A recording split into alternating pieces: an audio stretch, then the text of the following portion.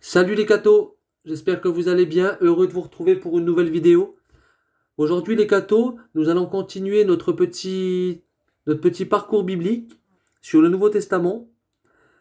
Dans la dernière vidéo, nous avons fait la naissance de Jésus. Et aujourd'hui, comme vous pouvez le voir sur cette petite image, nous allons faire Jésus et ses parents qui fuient en Égypte. Nous allons essayer de comprendre pourquoi ensemble. Ce passage se trouve en Matthieu 2, verset 13. Il est écrit: Après le départ des mages, l'ange du Seigneur apparut en songe à Joseph et lui dit: Lève-toi, prends l'enfant et sa mère, et fuis en Égypte. Reste là-bas jusqu'à ce que je t'avertisse, car Hérode va rechercher l'enfant pour le faire périr. Joseph se leva dans la nuit. Il prit l'enfant et sa mère, et se retira en Égypte, où il resta jusqu'à la mort d'Hérode. Ainsi s'accomplit ce que le Seigneur avait dit par le prophète: D'Égypte, j'ai appelé mon fils. Voilà d'abord les cathos, voyons d'abord le sens prophétique de ce texte. Cette fuite en Égypte, qu'est-ce qu'elle symbolise à travers ces prophéties? Tout d'abord, c'est que d'Égypte j'ai appelé mon fils. Dieu avait déjà dit par la voix d'un prophète qu'il appellerait son fils en Égypte, pour vraiment symboliser que le Messie était vraiment celui que Dieu appellerait à travers ça. Dans l'Ancien Testament, il y a des dizaines et des dizaines de prophéties qui ont été annoncées sur la venue du Messie. Et Jésus, de la plus petite à la plus grande, nous montre qu'ils se sont tous manifestés. Vous voyez, par exemple, Jésus né à Bethléem, ils sont tranquilles, et pourtant, comme nous le voyons, Hérode va rechercher à tuer l'enfant. Et ce petit confort disparaît pour eux.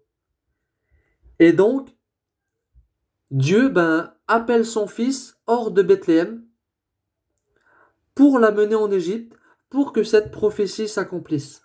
Vous voyez? Voilà, donc maintenant voyons ensemble pourquoi aller en Égypte. Est-ce que cela a un sens? Voilà, et à travers cette prophétie de Jésus qui doit aller en Égypte, il se réalise à l'arrivée de Jésus une autre prophétie. Une prophétie du prophète Ésaïe. Elle se trouve en Ésaïe 19, 19. Je vais vous la lire. En ce même temps, il y aura un autel à l'Éternel, au milieu du pays d'Égypte, et sur la frontière un monument à l'Éternel. Ça sera pour l'Éternel des armées un signe, un témoignage dans le pays d'Égypte. Ils crieront à l'Éternel à cause des oppresseurs, et il leur enverra un sauveur et un défenseur pour les délivrer. À travers ce passage, nous voyons que même l'Égypte, à travers tous ces idoles, car l'Égypte est un pays à cette époque-là où les idoles dominent. Les gens croient en des faux dieux, croient en des pharaons qui peuvent faire quelque chose pour eux, même s'ils sont morts depuis 100 ou 200 ans. Et à travers cela, Dieu a quand même préparé les cœurs à cette sortie des idoles. Et il nous montre, par cette prophétie en Ésaïe, qu'un sauveur viendra pour les délivrer. Alors pourquoi l'Égypte? C'est tout simple. Parce que Israël est le pays, le peuple de Dieu. Vous voyez? Normalement, le Christ, dans toutes les prophéties et à travers Dieu dans tout l'Ancien Testament, était venu pour le peuple hébreu. Et le peuple égyptien représente nous. Il représente nous, les personnes qui ne sont pas hébreux. Les personnes qui s'accrochaient à divers dieux et qui ne savaient pas trop à quoi croire et à quoi se raccrocher. Et on se raccrochait donc à travers n'importe quoi pour vivre, pour se maintenir. Et Dieu a préparé les cœurs à cela. Et ce peuple égyptien nous représente nous. Et à travers ce message de cette prophétie d'Isaïe, Dieu montre que Jésus déjà sera là pour tous les hommes. Il naîtra en Israël comme c'était prévu à Bethléem, mais il sera là aussi pour les peuples, les autres peuples qui croient aux idoles. et où Dieu dit, où le prophète dit, il leur enverra un sauveur et un défenseur pour les délivrer. Ce défenseur, qui les délivrera, c'est Jésus justement, qui vient en Égypte à ce moment-là pour commencer à préparer les cœurs pour introduire le christianisme. Vous voyez, à travers Jésus qui arrive, les idoles, tout doucement vont commencer à s'effondrer dans le milieu. Pourquoi? Parce que le Messie, le sauveur que Dieu attendait, le sauveur que Dieu avait promis, il arrive enfin. Et nous, le peuple qui n'est pas hébreu, à travers cette prophétie, Dieu nous montre aussi qu'il est là pour nous délivrer. Pas que le peuple hébreu. Au verset plus loin, il est écrit « Et l'Éternel sera connu des Égyptiens, et les Égyptiens connaîtront l'Éternel en ce jour-là. Ils feront des sacrifices et des offrandes, ils feront des vœux à l'Éternel, et les accompliront. Ainsi l'Éternel frappera les Égyptiens. » Donc, à travers ce passage, la prophétie d'Isaïe nous montre, comme je vous l'ai dit, que l'Éternel sera connu des Égyptiens et les Égyptiens connaîtront l'Éternel en ces jours-là. Vous voyez, à ce moment-là, le peuple égyptien commence à adhérer qu'il n'y a qu'un seul Dieu. Et les idoles s'effondrent tout doucement, du moins dans leur cœur. Et quand ça nous dit un peu plus loin, ainsi, l'Éternel frappera les Égyptiens. Il les frappera, mais il les guérira. Qu'est-ce que cela veut dire? Ça veut dire que ce qu'il frappe, Dieu ne frappe pas les Égyptiens. Dieu frappe la croyance des Égyptiens. Et ça leur fait mal. Pourquoi? Parce que eux, dans leur vie de tous les jours, les idoles, c'était leur Dieu. Et ils ne vivaient que pour ça. Ils s'inclinaient devant, ils les priaient. Et Dieu, en se manifestant, il les frappe. Il frappe leur cœur pour montrer sa présence. Et c'est pour ça qu'il est écrit, mais il les guérira. Pourquoi? Parce qu'une fois qu'on est converti au Dieu unique, notre cœur s'apaise et il se convertit. Et un peu plus loin, il est écrit, qui les exaucera et les guérira. Vous voyez, les guérir, c'est changer leur cœur pour croire en un Dieu unique.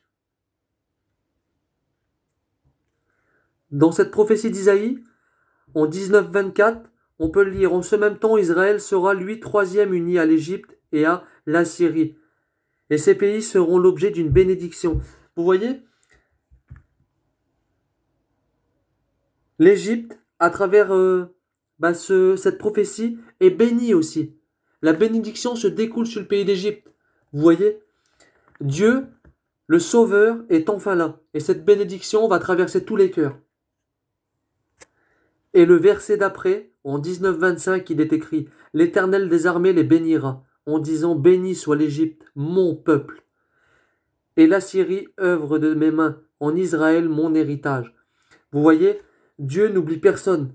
Israël, pour qui il a tout fait à travers l'Ancien Testament, est déjà béni, et il les rebénira encore. Mais ce peuple égyptien, ce désert où il n'y a ni eau, et où la famine a fait de grands bruits à travers tout le temps, Dieu nous montre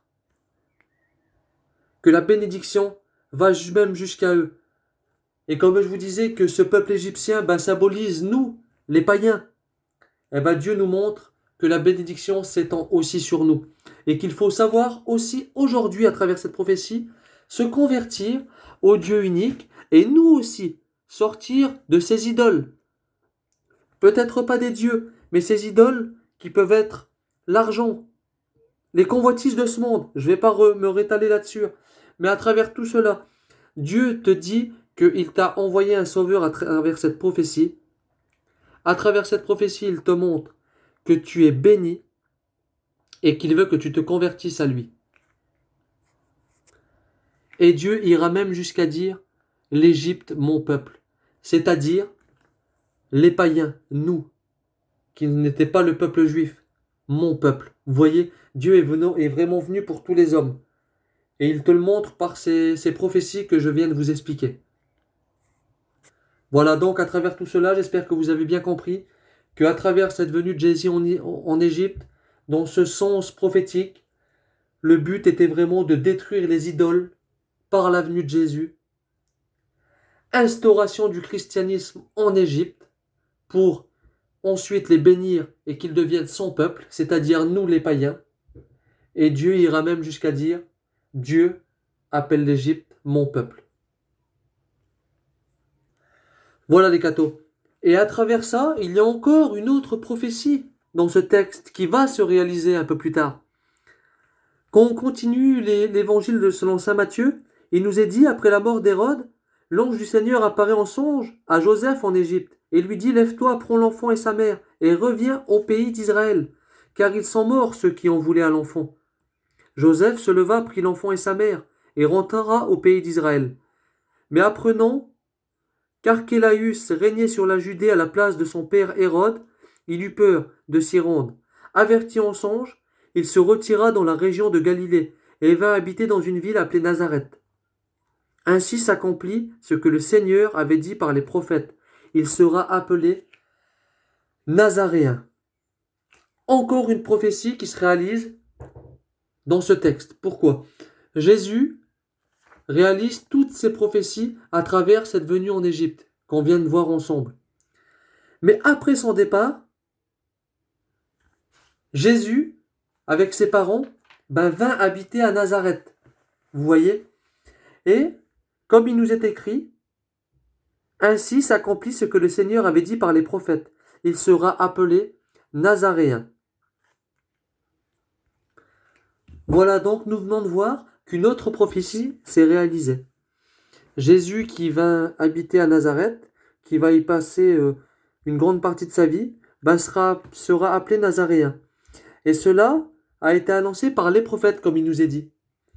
Pourtant, j'ai fait mes petites recherches, et c'est pour ça que j'aimerais vraiment vous parler de cela. J'ai fait mes petites recherches vers divers prêtres, etc. Et dans la Bible, il n'y a aucun prophète qui annonce que il sera appelé Nazaréen. Voilà, que le Messie serait appelé Nazaréen. Que ce soit Jérémie, Isaïe, Osée ou bien d'autres, aucun n'a dit cela. Pourtant, Matthieu nous dit clairement, ainsi s'accomplit ce que le Seigneur avait dit par les prophètes. Il sera appelé Nazaréen. Alors comment faire à ce moment-là? Comment faire? Matthieu nous dit quelque chose qu'on ne peut pas vérifier dans l'Ancien Testament. Ça paraît quand même un peu compliqué. Donc, il y a une solution. Il y a une solution qui est simple, qui est claire. Il faut faire confiance à ce moment-là à Saint Matthieu. Pourquoi? Parce que Saint Matthieu, s'il nous dit que cela a été annoncé par les prophètes, c'est que cette tradition a été, pendant l'Ancien Testament, jusqu'aux oreilles de Matthieu, a été annoncée oralement. Vous voyez, cette prophétie a été annoncée oralement et n'a jamais été écrite nulle part. Et je vous dis cela pour vous ouvrir l'esprit à travers justement le parallèle que j'aimerais vous faire, c'est la tradition sainte de l'Église catholique qui vous dit des choses parfois, comme les vidéos que je vous ai fait sur les miracles eucharistiques, comme sur l'Assomption de la Vierge Marie, comme sur plein d'autres choses qu'on pourrait développer et qui ne sont pas dans l'Écriture sainte, qui ne sont pas à l'intérieur. Et pourtant, il y a un moment, il faut bien trancher. Est-ce que je crois cela ou est-ce que je ne le crois pas? Vous voyez? Est-ce que je crois en l'Assomption de Marie ou est-ce que je ne le crois pas? Est-ce que je crois Saint Matthieu qui nous dit que par les prophètes, il sera appelé Nazaréen, que cette prophétie s'est réalisée? C'est soit je le crois ou soit je ne le crois pas. Vous voyez? C'est pour ça que on ne peut pas tout référer à la Bible. On ne peut pas faire ça, c'est pas possible. Sinon, cette prophétie, elle n'a aucun sens, car j'aimerais dire qu'elle n'est même pas dans l'Ancien Testament. Donc, à ce moment-là, on fait bien confiance à Saint Matthieu, qui oralement a entendu qu'il y avait une prophétie qui annonçait le Messie à Nazareth, et il serait appelé Nazaréen. Voilà. C'est pour ça qu'il nous faut faire confiance à l'Église catholique, à travers la tradition, quand elle nous dit que la Vierge Marie, que son Assomption existe, ou alors que Jésus n'avait pas de frères et sœurs, car bibliquement, il y a débat. À travers la tradition, il n'y a aucun débat. L'Église catholique nous dit aujourd'hui que Jésus n'avait pas de frères ni de sœurs. Le baptême des enfants, bibliquement, est quand même assez difficile. Il y a débat. Et l'Église catholique nous dit, à travers la tradition, qui nous vient des apôtres, jusqu'au premier père de l'Église, qu'on peut baptiser les enfants sans problème. Vous voyez, c'est pour ça que la tradition sainte de l'Église catholique est très importante pour nous, chrétiens catholiques. La Bible est une source de canaux, mais à travers la tradition sainte, nous avons une autre source de canaux, une autre source de révélation. Et c'est ce qui s'est passé pour Saint Matthieu. C'était une tradition orale qui s'est sûrement transmise de génération en génération, et Matthieu a sûrement entendu ça oralement, cette prophétie qui se réalise au moment où Jésus vient à Nazareth, vous voyez. Donc cette prophétie était quand même vraie, même si elle n'est pas dans l'Ancien Testament, elle est quand même vraie, même si un prophète n'a pas dit clairement, il sera appelé Nazaréen. Cette prophétie existe. Pourquoi? Parce que Saint Matthieu l'a entendu, il nous la partage dans son évangile, et à travers la venue du Messie, nous voyons que cette prophétie est vraie. C'est pour ça qu'il nous faut croire qu'à travers la tradition de l'Église catholique, si on nous dit telle ou telle chose, nous devons le croire. Pourquoi? Parce que la Bible n'est pas la seule source de révélation que Dieu veut donner. Et nous en avons la preuve à travers beaucoup de choses, nous les catholiques, à travers des saints qui ont écrit des choses extraordinaires, qui ont été confirmées ensuite dans la vie, et qui ne sont pourtant pas bibliques. Vous voyez, c'est pour ça qu'il est important d'ouvrir notre esprit à travers cette Bible, qui est une chose très très importante, mais qui derrière ça n'est pas toute la source de révélation que Dieu veut nous donner. Sinon, l'ascension de la Vierge Marie, les mystères eucharistiques que je vous explique, et plein d'autres choses, n'auraient aucun sens, vous voyez. C'est pour ça qu'il nous faut croire en cela. Vous voyez, les exégètes se sont arrachés les cheveux pour essayer d'expliquer cette phrase, il sera appelé Nazaréen. Ils ont développé beaucoup de choses dans beaucoup de textes, dans le livre des Juges, dans le livre des Nombres, dans le livre de Judith, sans jamais arriver à vraiment confirmer que cette prophétie qu'ils avaient trouvée dans l'Ancien Testament était vraiment attachée à cette parole, il sera appelé Nazaréen. Mais j'aimerais vous dire, peu importe si dans l'Ancien Testament, cette prophétie est vraiment dissimulée et qu'on n'a pas réussi à la trouver. Ce qui importe, c'est que aujourd'hui, Saint Matthieu nous montre qu'à travers cette prophétie, il nous est dit qu'il ne faut pas prendre l'Ancien Testament au pied de la lettre. C'est-à-dire, même si on ne comprend pas les choses bibliquement, on pourra peut-être les comprendre à travers un autre canal, qui est celui de la révélation de la tradition. Vous voyez, dans l'Ancien Testament, cette révélation, il sera appelé Nazaréen, n'a pas été claire. Elle est peut-être là, elle est peut-être pas là.